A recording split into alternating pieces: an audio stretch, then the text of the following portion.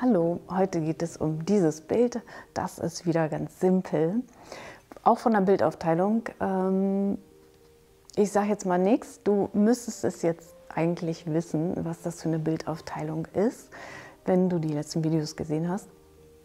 Hier im Untergrund ist auch wieder ein Papier. Damit habe ich schon einen Farbton. Mit dem arbeite ich hier. Der ist richtig sichtbar. Und ich arbeite auch wieder hier mit der Struktur. Und die Struktur betonst du dann mit dem Werkzeug, dem Spachtel oder eben hier den Kuchenheber. Ja, du brauchst also nicht viel und wirst wahrscheinlich alles da haben. Also guck dir jetzt das Video an, trinke deinen Kaffee dabei und genieße einen schönen Sonntag und geh inspiriert an dein Werk. Viel Spaß! Den Kleber eben umgefüllt. Das ist hier also einfach so ein Kleber. Und den trage ich jetzt mit dem Spachtel auf.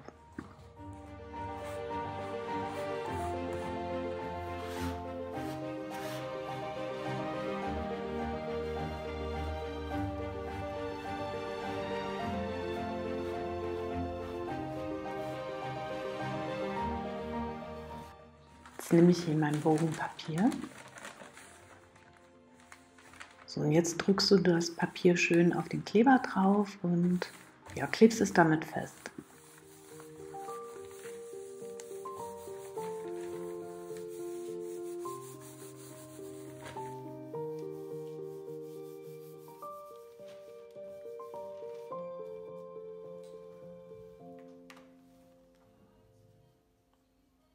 Ich habe das also sauber geklebt und einmal trocknen lassen. Jetzt habe ich hier meine dunkle Farbe und trage die erstmal auf.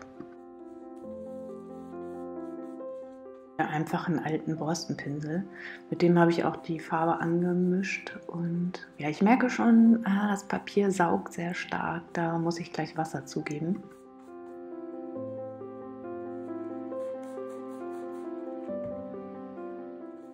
Also ich mache jetzt die Leinwand ein bisschen nass und sehe schon dabei beim Verteilen, das Papier ist sehr empfindlich. Hier siehst du das wird sofort dunkel, es weicht halt schnell ein. Also ich muss vorsichtig mit Wasser arbeiten oder vorsichtig mit dem Werkzeug.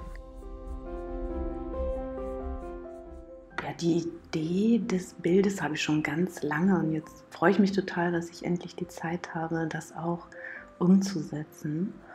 Und bin auch gespannt, ob das alles so klappt, weil das Papier ja doch wieder anders reagiert als das, was ich vorher hatte. Das saugt hier noch mehr, deshalb muss ich mehr mit Wasser arbeiten, aber es reißt auch sehr schnell, das habe ich beim Kleben schon gemerkt.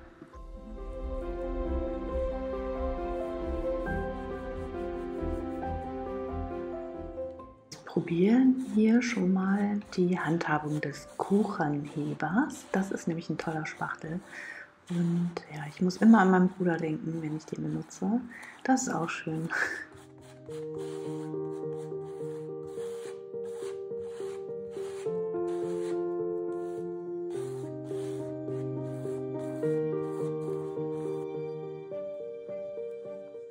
Ich will jetzt das Wasser malen und fange jetzt erstmal mit einem Mischton an.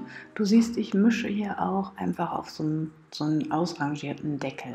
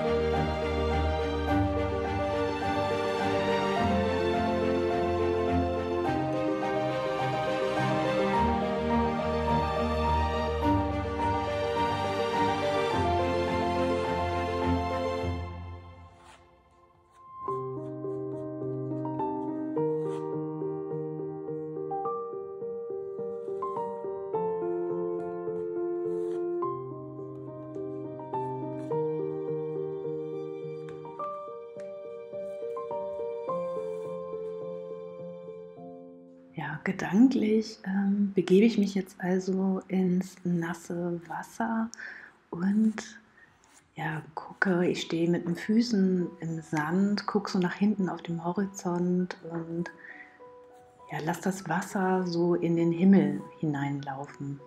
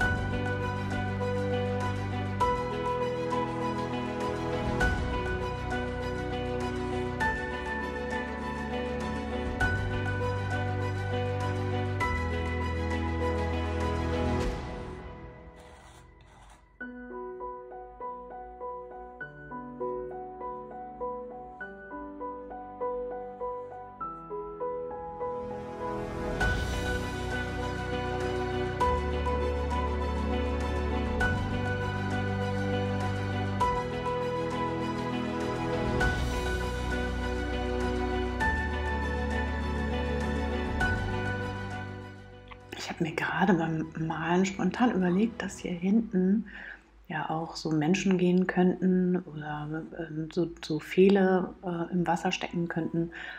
Und das kann ich hier schon mal ganz gut ausprobieren. Ich ziehe hier schon mal mit dem kleinen Palettenmesser ja, so Pfähle rein. Dann kann ich schon mal gucken, wie es aussieht. Wenn es mir nicht gefällt, male ich es einfach wieder über. Ich habe die Fläche einmal trocknen lassen und habe hier jetzt Kohle. Und die Kohle kannst du dir einfach mal so drauflegen, weil dann siehst du nämlich schon, wie das vom Verhältnis her passt. Du kannst es groß machen oder klein. Und ja, du gibst jetzt die Größe an und ich zeichne es mit der Kohle einfach einmal kurz vor.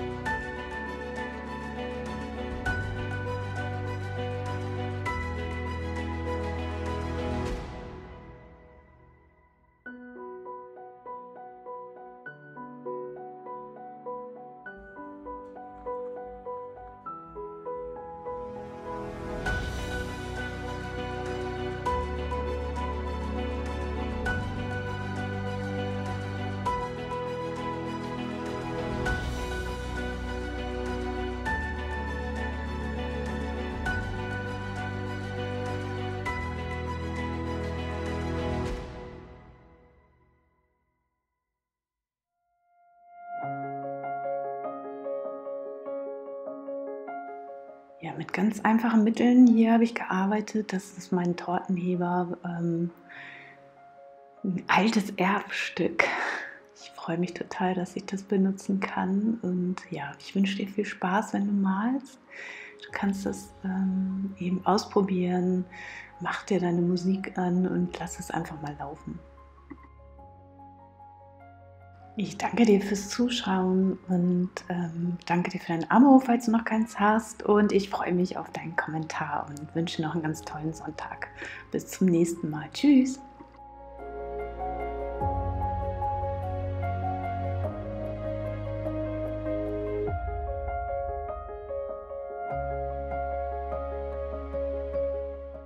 Hier noch der Tipp, wie immer, im Anschluss an das Video. Auf Seite, was war das jetzt, 23 müsste es sein, da steht etwas zu dem Werkzeug, dem Kuchenheber, die Handhabung. Das kannst du dir nochmal angucken. Und ich finde, man kann einem auch, wie schon gesagt, viele Bilder, die mit dem Spachtel gearbeitet wurden, auch einfach mit dem Kuchenheber umsetzen. Probier das einfach. Viel Spaß!